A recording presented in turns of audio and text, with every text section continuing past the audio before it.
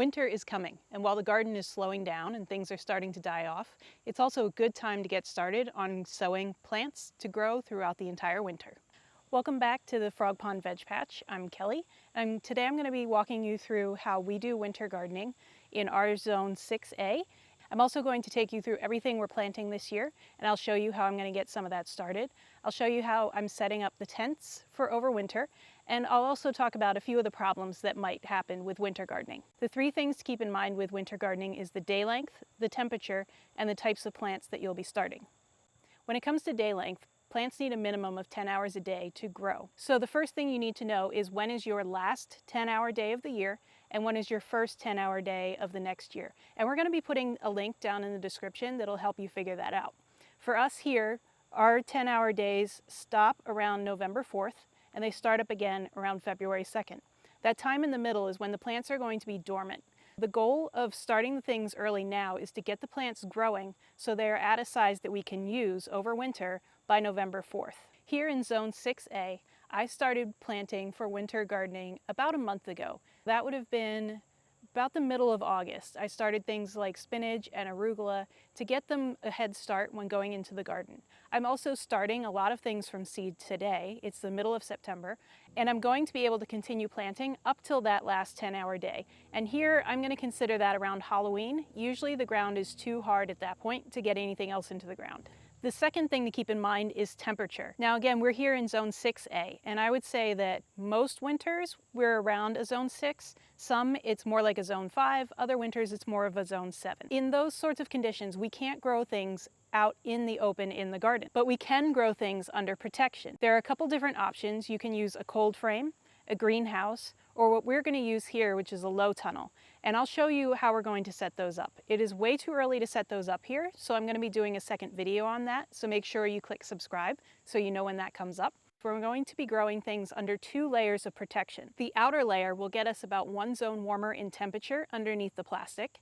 The inner layer will be a row cover, and that's going to move us another zone. So it's the equivalent of us here in Zone 6A growing almost to a Zone 8. So that gives us a wide range of plants that we can grow here. This works regardless of what zone you're in. If you're in a colder zone, say Zone 3, you're going to be moving yourself with 2 layers of protection to the equivalent of a Zone 5. Now, it might not get you plants throughout the entire winter, but it will extend your season on either end, so you can close that gap in the middle. The further south you go, say a Zone 7 or 8 or above, you want to use either 1 layer of protection, and if you have snow, if you ever get snow, you want to use the plastic layer of protection. Or if you don't get snow, you can use just the row cover to warm up your beds. The row cover will not withstand snow though, so you want to keep that in mind. The third thing to keep in mind are the sorts of plants that you're going to be growing. When you're looking for plants for overwintering, you want to be looking for cold hardy varieties. So on the seed packet, look for words like frost tolerant, plant before the last frost, good for overwintering, and good for spring or fall growing.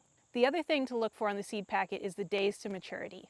The shorter the time frame on the plant, the more likely it is that you're going to get full-grown plants over the winter. When it comes to growing these plants over winter, the length of the day and the temperature are going to extend those dates of maturity up to 3 times more than it says on the packet. If the seed packet says the plants will mature in 30 days, expect them to take closer to 90 days. So that can be really helpful for you for scheduling. If you know you want to have winter greens in early spring, you can calculate back based on the days of maturity to figure out when to put them in the ground. But make sure to keep in mind that last 10-hour day, and that's your cutoff. Nothing else is really going to grow away as seeds past that last 10-hour day. They'll sit there in the ground and wait till things get brighter. So I'm going to walk you through what we're going to do to prepare our garden beds, get them planted, and get them set up. Let's head over to the garden. To get the garden beds set up for winter planting, the first thing we did was clear out all the greens that were in the beds.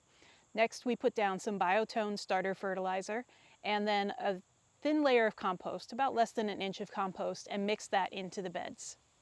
So this is one of the beds that we're going to be using for winter gardening this year. I don't have any of the hoops or the plastic in yet, so I need to remember when I'm planting the seeds to leave room for that. So I'm going to use this planting stick as a guide to make sure I have enough space to be able to fold up the plastic and put the rocks inside the bed. This was a lesson I learned from last year. Shoveling out in between this when the plastic is on the ground is not going to happen. So if I want to access these, I want to run the snowblower through here. make it a lot easier on myself. So the plastic needs to be up in the bed, but that means that I have less growing space. So it's a bit of a trade-off, but if it means I actually get out here to pick things, I think it's okay. So I'm just going to mark off where the plastic is going to go in this bed.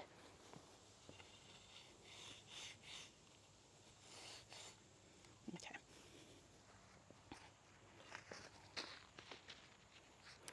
So for seeds in this bed, I'm going to start with spinach, and this is the one that I'll plant for you. This one is called kookaburra. It's 26 days to maturity, so that means it's roughly 90 days to maturity for winter growing. So I should expect this in about 3 months as a full-size plant. We're likely going to be taking off of this as baby plants though, so it'll probably have a harvest sooner. For spinach, I'm going to sow it in rows. So I think I'm going to do 4 rows in here. And I'm going to be planting the plants pretty closely together. They're never going to grow to full size, so that's fine in this sort of situation. So I'm just going to make a row with my planting stick. I need about 6 inches from where the plastic is.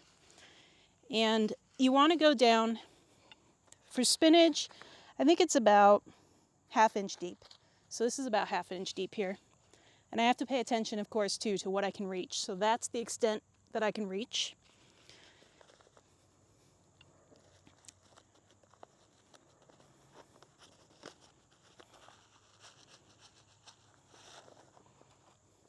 These are the spinach seeds. I'm just going to be putting these down in the row, sprinkling them along the whole row that I made.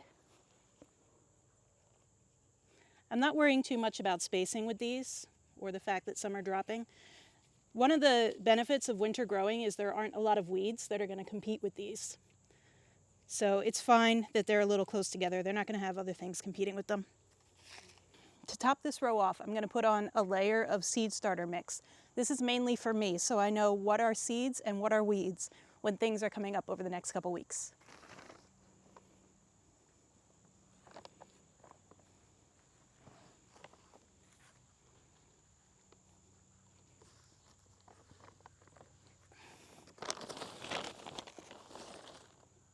Just going to tamp the seeds down so there's nice contact with the soil. And then the last step is going to be to water these in. I'm going to plant all the seeds in this bed the same way, and I'll come back again when it's time for transplanting. Okay, so I have all the seeds planted, and I'll give you a walkthrough of all the seeds that I'm growing this year. But next is time to move the arugula. I planted this out, I think, in the middle of August. So these plants are well established, and they're well established in the soil in the garden. The advantage of planting out your seedlings in an empty part of the garden instead of planting them in pots is that they're going to grow stronger and healthier and be used to your native soil. I'm going to be lifting these arugula plants and putting them in this bucket to keep the roots protected from the wind. It's really breezy today after a tropical storm, so this is going to keep the plants from drying out. The leaves of these arugula have been growing in hot temperatures, so they are not going to survive the first cold snap. So we'll be taking the outer leaves off these plants and letting the inner leaves grow up from the center in these cooler temperatures that we're going to be getting for the next few weeks. The new leaves on these plants will be the ones that can survive frosts better. So I'll just walk you through what I planted. I have some beets at this end, Swiss chard in the back here. I transplanted some spinach seeds that I had started early on in August, I think. These plants have gotten a little beat up by the bugs, but they'll be fine now that they're in here. I also have a winter salad mix and some more spinach seeds. These will grow on for us a little later into the season. In this bed, I have some more Swiss chard in the back. This is the arugula that I transplanted. I did water it. It will look very wilty for a couple days, so I'm just going to keep an eye on it, keep it watered. It'll bounce back just fine. I've also got some beet greens. These are bull's blood beets. I've got a little bit of cilantro. And over here I have some green onions. In this bed I'm growing right underneath the tomatoes because these are going to be staying in here probably till Halloween, if not a little bit further. So I have some tatsoi, endive, a couple different kinds of lettuce over here. And then on the other side underneath I planted some corn salad and claytonia back behind the tomatoes here. When it comes to the end of the season for the tomatoes, I'm just going to cut the plants off right at soil level and leave the roots in there and just carefully take out all the tomato greens.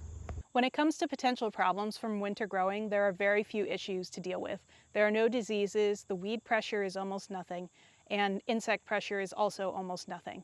There are a few issues that you can end up with if you plant brassicas Early enough in the season, you're likely to get cabbage moth caterpillars on them before the tent goes over top. So that's something to look out for. Last year I didn't do that, and they decimated everything that was in the one tent with the kale. Other than that, the main issue I see is accessibility. Make sure that the beds are somewhere that you can get to easily, that you can ideally use a snowblower around all four sides, or you can shovel around all four sides, or it's someplace that's very easy to access from your house. Clearing the snow all around the bed has another advantage. The main pest that you're going to deal with winter gardening is voles. Voles travel through the snow, and if there is snow leading right up to your garden bed, they will get in and they will eat everything.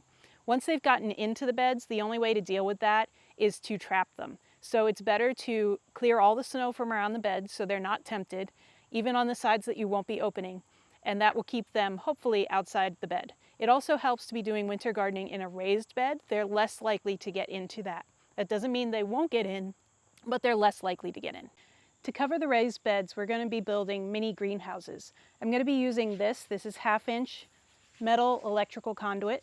It's easy to bend. You can start the bend around a tree. You're going to need somebody else for that. And once you have that, I need to make these narrower. These were for a different garden. So you just stand on one side and push down the other, and it makes the hoop narrower so it fits inside your garden bed. These withstand the snow load that we get here in New Hampshire. I believe we had these in the ground a year we had 8 feet of snow. So it is perfectly fine for New Hampshire winters. For a 4'8" size bed, I'm going to be putting in 4 of these this year. Last year I did 3, and there was a little bit of a sag to the plastic, which I want to eliminate. For the outer greenhouse layer, we're going to be using plastic. This is specific greenhouse plastic, and I'll put a link to this down below in the description. It's 4 mils thick, and it's extra clear, so the sunlight really penetrates down through and gets to your plants. For the inner layer, we're going to be building shorter hoops of a number 9 wire. I still have to get that, so I don't have that to demonstrate, but they are going to be shorter than this, and they're going to cover the width of the growing space underneath. On top of that, we're going to be putting row cover. We don't need to hold this down because this is inside the greenhouse environment.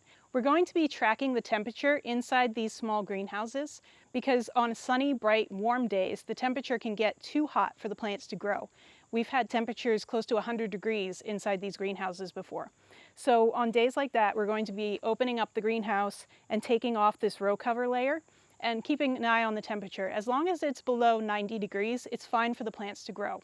Some of these plants, because they're cold-tolerant plants, they don't like those hotter temperatures. So they might languish more in hot temperatures inside your greenhouse than in the cold temperatures of winter. Let me know down in the comments if you've ever tried winter gardening and what plants worked well for you. If you have any questions, let me know those too. Thanks so much for joining me here in the garden, and make sure you hit that subscribe button, and we'll see you next week.